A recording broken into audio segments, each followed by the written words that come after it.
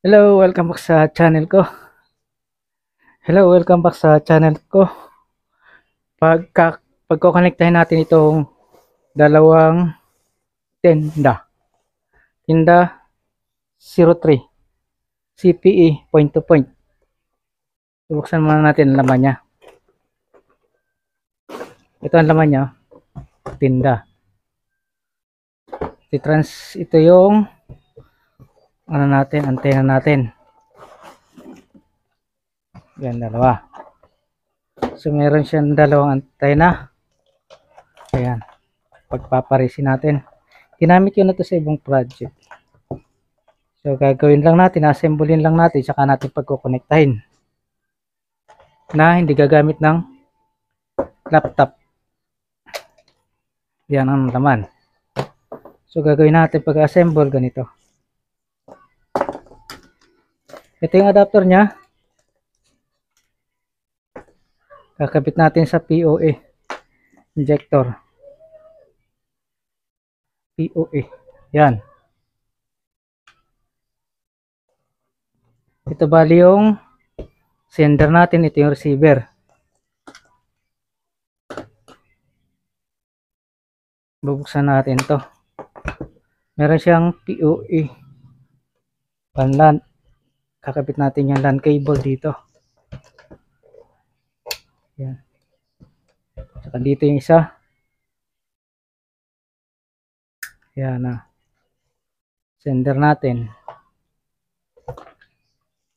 Tapos ito ganun din. Sa 1 POA. Yan.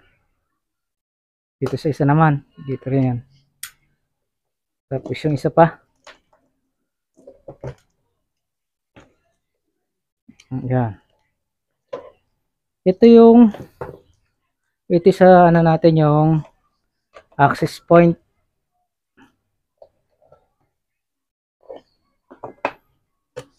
Yun, may ilaw dito. May indicator na ilaw. Ayun, may ilaw doon. Isa naman sa station. Ito. May apat na. Yan yung ginagamit sa ano natin. Yan ang ginagamit sa webcam. Ito yan. So, wireless. So tingnan natin yung dalawa kung konektado na. May tigisa silang ilaw. Automatic magkikita yan.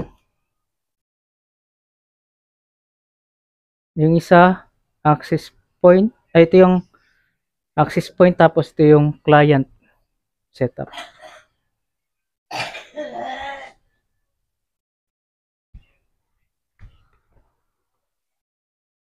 Nagre-record ako.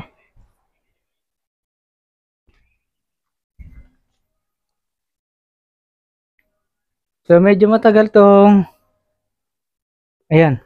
Medyo matagal mag-connect yan. Yung ano natin meron na. O ayan na. Apat na. Sabihin magka-connect na yung dalawa. Nagkita na yung dalawa na yan. Meron na siyang apat. So tingnan natin tong ano. Web UI natin.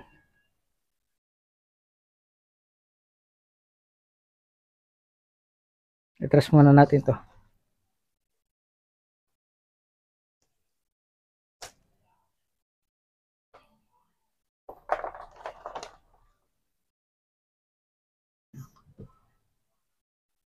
Tayo lang natin magbukas ang ano, laptop natin.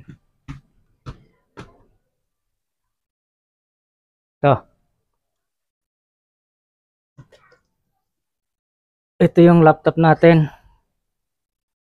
Bubuksan natin ang nawala na. Bubuksan natin ang web UI niya.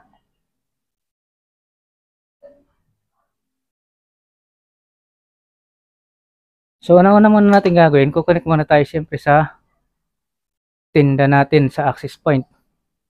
Ito ang tinda natin. Connect.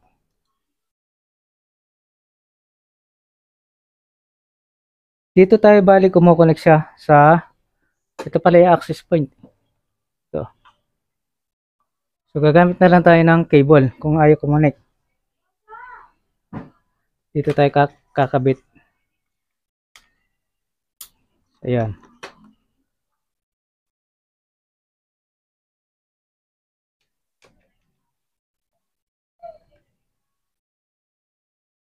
Kabit natin.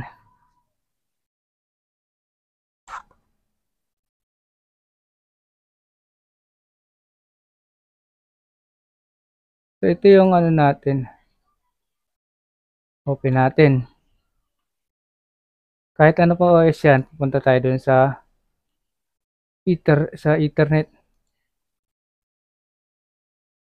Baguhin muna natin itong ano, properties niya.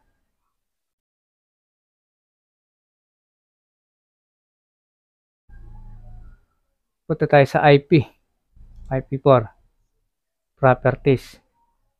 So, blanco yung IP4 natin. So, natin.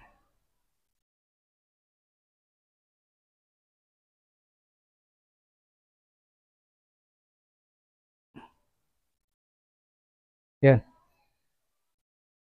So, meron ditong IP address na nakalagay sa tinda natin. Ang IP address niya is 192.168.2.1. So, ang gawin natin dito, i-static IP muna natin.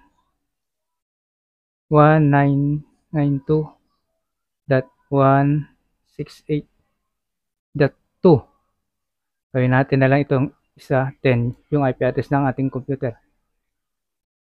So, ito na yan 255.255. Okay na siya. Close. Tingnan natin. So ayan, meron na siyang IP address.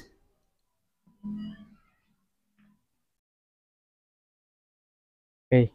Dahil may magka-network na silang dalawa, so pwede na natin buksan sa web UI. Buksan natin dito. 192. O ayan.